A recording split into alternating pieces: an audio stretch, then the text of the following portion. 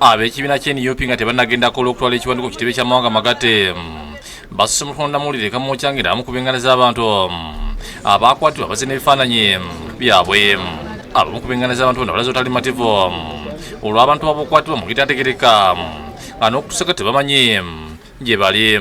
Bamukwata bamuleeta muuka kubamulesire muuka bakabajja basirikale binene mundu ze kulwa muganda wange Nsubuga Shirafu gwe bakwata ng'ennaku za mwezi 12 Desemba. Yali ava mu maka ge eGayaza ng'agenda ku ssomero e Makerere. Kyagulanyi mu kwogera ku ntandamulira ategeeza nti bannayuganda bangi bazze bakwatibwa mu gitetegereka naddala abawagizi b'ensonga bakwasa tebagimanyi nga naye okubira endula eri poliisi n'ebitongole ebirwaniza eby'eddembe ly'obuntu tewali abayamba. Naye njagala obajjukiza nti oluvannyuma lw'okututulugunya mu Arua twagenda ne tuwaaba omusango mu kitongole kya Uganda Human Rights Commission. Twawandiika complaints, twawandiika okwemulugunya kwa mirundi mingi nga tebatuddamu. Ono yeewunyiza abakuumaddembe okumukwatira Kalangala bali agenze okunoonya akalulu ne banne kyokka ne babasiba ng'era abakulira ne bamuleka ne batamugulako wadde omusango. Agambye nti oluvannyuma lw'obutafuna bwenkanya kwe kusala okutwala ekiwandiikiro ekitundu ky'amawanga amagatte ekirwanira eddembe ly'omuntu okulaba nga ayambibwa. Tetugenda kutuula ng'abantu baffe batemulwa, ng'abantu baffe bawambibwa ate nga tumanya ababawamba. N'olw'ensonga eyo bassebo ne bannyabo tugenda ssaawa zino okutwala ekiwandiiko kino ku office y'ekibiina ky'amawanga amagatte ekola ku ddembe ly'obuntu awe Kololo.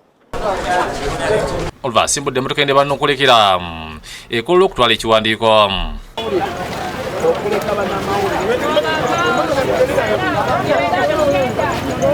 Azayita misanvu gya poliisi nga ne kabangaliza mintale zibadde zeetala okuliraana ekitebe kino bwasise kubagaana kuyingira.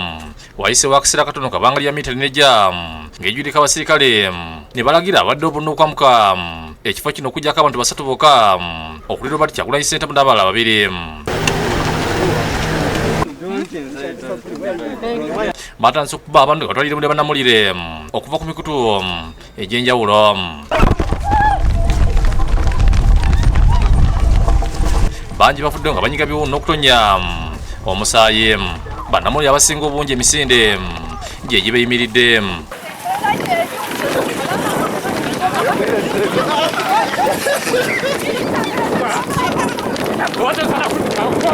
Abakubiddwa kubaddeko bakozi bannaffe okuli Timothy Mulungi ng'ono akubiddwa omuggo ku mutwe, Henry Sekanjako, John Cliff Wamala ne Irene Abala aba Nation Media, Thomas Kitimbo, Josephine Namakumbi ne Joseph Sabita aba NBS ne Amina Nalule wa Galaxy Radio.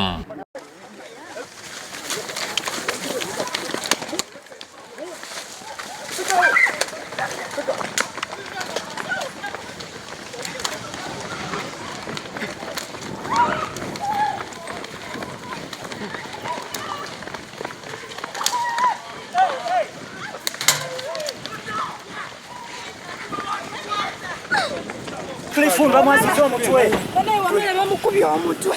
Banange. Wamala bamukubye. Kwa msajja. Yimirira. Kwa tana tu. Sokole kwa msajja atule.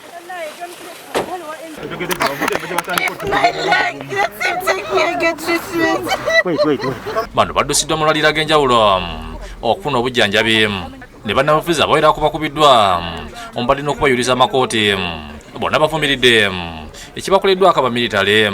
Kati ndakika abadde bakatuka we bati komanda waabwe n'ava n'agamba muve wano ne tunaba nakukola kusitula kigere okuvaawo abasirikale babaddaze nabo ne batandika okujjayo emigo nga batukola kinga batukuba nga batukuba.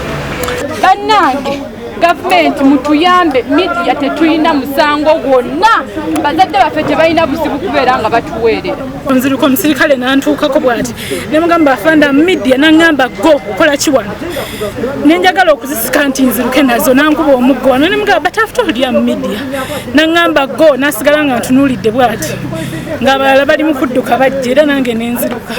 N'ekyennyamivu nnyo nti emmotoka zaffe zonna bazaasizza bakubye abaana baffe abamu babasibye tulaba wanene amagye ag'omu nsiko ag'omu bbanga gonna gali waneeno simanyi kigenda maaso tulinganga bali mu lutalo gakuba buli gwasanze bannamawulire babakubye ffe balooya abagenze ne President Kyagulanyi batugobyewo.